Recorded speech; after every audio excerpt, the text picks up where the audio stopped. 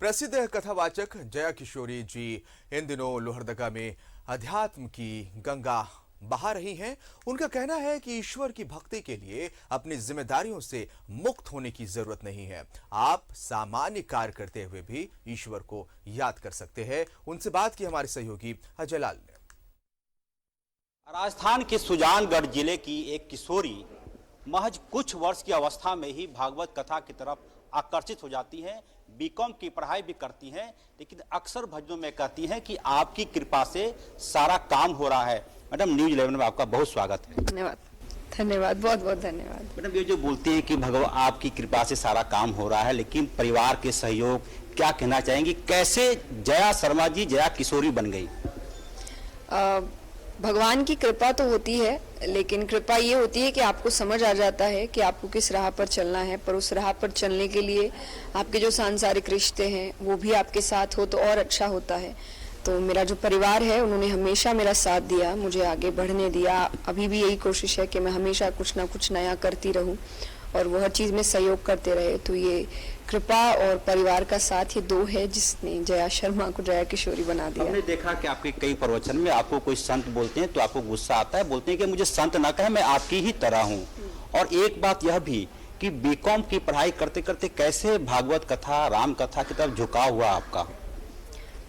मुझे गुस्सा नहीं आता है, पर मुझे क्योंकि मैं हूँ नहीं, तो मैं नहीं चाहती कि किसी के मन में ऐसे भाव आए जो मुझे संत समझे या साधु समझे, क्योंकि मैं नहीं हूँ और मैं एक साधारण लड़की हूँ।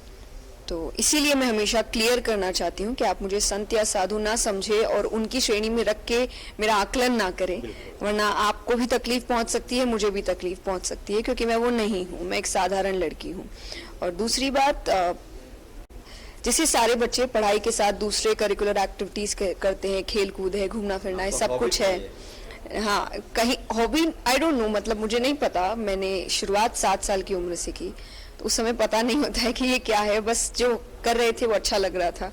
करते करते जब थोड़े समझदार हुए 13-14 साल के, तब लगा कि हाँ नहीं, अब इसी में आगे बढ़ना है और ज़्यादा समझदारी और ज्ञान से बढ़ना है, क्योंकि वो बचपना है। बचपन में आप खुशी खुशी में चीज़ें करते हैं, तो वो कृपा थी।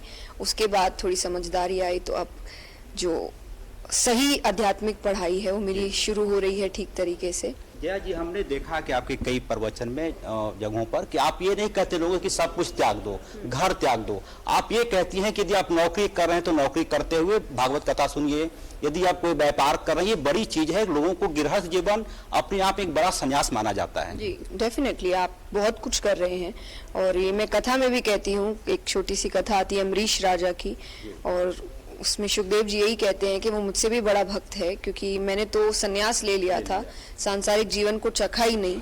और अगर मैंने चखा नहीं तो छोड़ना मेरे लिए कौन सी बड़ी बात है, लेकिन उसने तो सब कुछ चखा है, वो रह कर भी भगवान को प्राप्त कर रहा है, तो वो मुझसे ज्यादा बड़ा भक्त है। तो यही गृहस्थ जीवन है कि आप सब कुछ कर सकते हैं।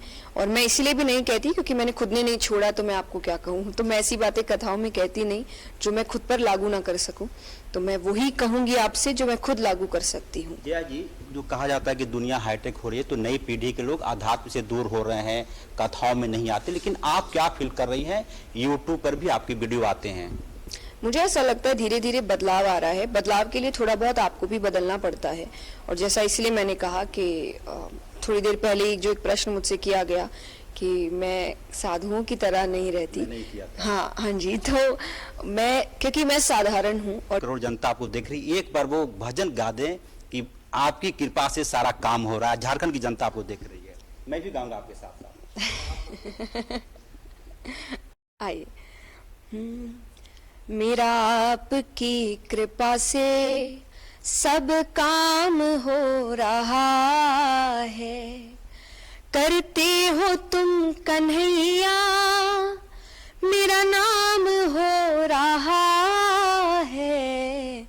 मेरा आपकी कृपा से सब काम हो रहा है। बिल्कुल, ये थी जया किशोरी जी। ईश्वर करे इन्हें 100 साल जीने की भगवान आशीर्वाद दें और ऐसे ही लोगों के बीच कथा करती रहें। और सबसे बड़ी बात यह, सबसे बड़ी खासियत यह कि सब कुछ जया जी उनके भक्त करते हैं, लेकिन नाम ईश्वर का होता है। और यही बड़प्पन जया किशोरी को सबसे आगे रखा हुआ है। करमन देवाशीष के साथ अजय लाल, न्यूज 11, लोहरदगा।